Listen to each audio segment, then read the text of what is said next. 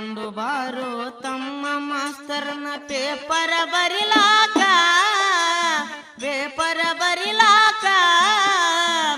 ಈಗಿನ ಹುಡುಗರು ಸಾಲಿ ಕಲಿಯತಾರ ದನ ಕಾಯುವುದಕ್ಕ